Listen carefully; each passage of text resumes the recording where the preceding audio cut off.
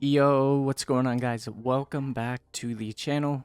Today we are going over Tech Tuesday. If you're not sure what Tech Tuesday is, this is where we take the deck of the week and talk about some cards that you can possibly play in the deck in order to make it better, or play against the deck of the week in order to make the matchup better for you if you're struggling with it. Now, we did talk about Whitebeard this week, specifically the Straw Hat crew mixed with the Whitebeard blockers and ace and stuff. So there is no real way to make that build better. That's probably the best build that you can play for it. Now the list by all means probably isn't the best. There's some ways you can tweak it, but the overall package idea is probably the best way to go about it. So we're going to talk about some things that you can play in your deck to possibly improve your Whitebeard matchup. As we all know, Whitebeard's annoying. Swings 6,000 power every time, so it's kind of annoying to work with. The first card we have is Monkey D. Luffy. Now this Monkey D. Luffy, it is a 3-drop and it has 3,000 power, but when there's 2 Dawn on it, you technically get plus 4,000 power. You get 2,000 from the Dawn and 2,000 from the ability, so it's a 7,000 swinger. And with things like Zoro, the leader, and things like that, you can, get the extra power buff, which means that when it comes to the Edward Newgate leader, if you swing 8, they have to dump at least 2 cards, and they usually build big hand advantage, so really good card. Monkey D. Luffy, this is a unblockable character, can sometimes end games depending on their hand size, and it is unblockable if you put 2 Dawn on it, so you can actually swing for 8,000 unblockable. If they don't have any Dawn open, again, they're dumping at least 2 cards, very good. And not to mention that if you just want to play it and swing, it is 6,000 for the swing, so they do have to dump a card regardless. The next card is Zoro. Zoro, again, 5,000 power, but if you do play in Red Luffy or Zoro, it is a 6,000 beater when you play it. The easiest way to beat Whitebeard is to just run them out of resources and force attack after attack, and it's a lot easier to do when they have higher combo attacks compared to things like Zoro's baby attackers where you have to pump a lot into them. The next card, Jet Pistol. Jet Pistol is good against things like Marco, as it can, force them to have to dump a card if they want to bring it back, and the Marco comes back rested, so you can actually deal with that a lot easier. The next card, Round Table. Now, Round Table is good because it does allow the minus 10,000 power during the turn. This means that if they swing with an Edward Newgate of their own, you can give it minus 10,000 power on the next turn, and they're most of the time not really going to want to waste cards to protect it, especially if you do something like a 6k swing, because then they're going to have to dump 3 cards, or 2 if they're wanting to use a 2k counter, or I'm sorry, they'll have to dump 4 cards, or 3 if they want to use a 2k counter, another counter, and then a 4k event. And the last red card is Diablo Jam. Now this is just good because it gets through the it pretty much makes a card unblockable as long as it has a Straw Hat Crew trait. This means that, you can do a 15k leader swing, and it's kind of hard for them to work with, especially if they have a low hand size and a bunch of Marcos on board. Just gives you one extra way.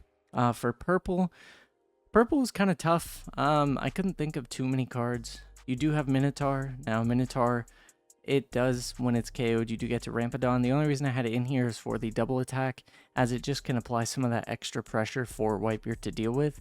You tend to want to get at least 2 swings through against Whitebeard in order for them to not benefit from the Edward Newgate when they play it on their curve, because they will have no life left the turn that they play it if you get 2 attacks through. So being able to double attack just means you only have to get 1 attack through, and it kind of makes the math a little bit easier for you. The next thing is Hell's Judgment. Hell's Judgment give up to 2 of your opponent's leaders or characters minus 3,000. They kind of get the buff from Moby Dick if they play it, and so this kind of just gives them a minus 1,000 effect. So it means that their leader's swinging for 5,000 if you use it and they have a Moby Dick out, and the 8,000 turns into 5,000, so it means that you can, kind of combo out of things a little bit easier, and it makes it to where they're not as aggressive with certain things. It puts Ace down to 4,000, so the next thing is Ezo. Now, Ezo, I have it in here because it can tap the Marcos when you play it, so this could help you go all in. Otherwise, it's a 2k counter. Same with Okiku. It doesn't have a counter cost, but when you play it and swing with it, you can rest one of your characters with one of your opponent's characters with a cost of 5 or less.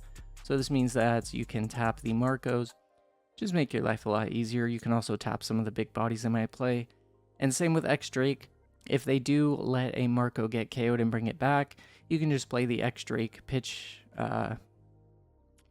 it on the board, and then force them to either pitch another card from their hand to bring out the Marco again, or they leave it KO'd. So it works out pretty well. Plus, it's a 6,000 attacker, and as we saw, 6,000 attackers tend to do well because it automatically forces a card out of hand, and you don't need Dawn Investment in order to swing with it. Next card, the 5-drop Law. This usually is what makes Law good against Whitebeard. As the on play, you may return one of your characters from your hand, play one card with a cost of 3 or less. This means that you can play something like Okiku, or you can play Izo, tap something, or you can even play things like another blocker. Whitebeard enjoys swinging a lot of times and doing high level threats as attackers, so this means that you can kind of mitigate what they're doing. And so it works out. Again, it is a 6,000 swinger too, so if you need to swing with it. The next card is the Yamato. Now this Yamato is good against Whitebeard, as it does have double attack, and as we talked about, the double attack makes it to where if you get 2 through, they can't get the secondary effect from Whitebeard, so the turn they play it, they should have no life. But this also has Banish, which means that if they decide to take the attack, those cards go to the discard instead of in their hand, which means that they have a lot less to work with. So really good. The next card being Odin. This Odin, 8,000 attacker, and you can untap it for 3 Dawn and re-swing. So this means that you can do back-to-back 15k swings if you really want to.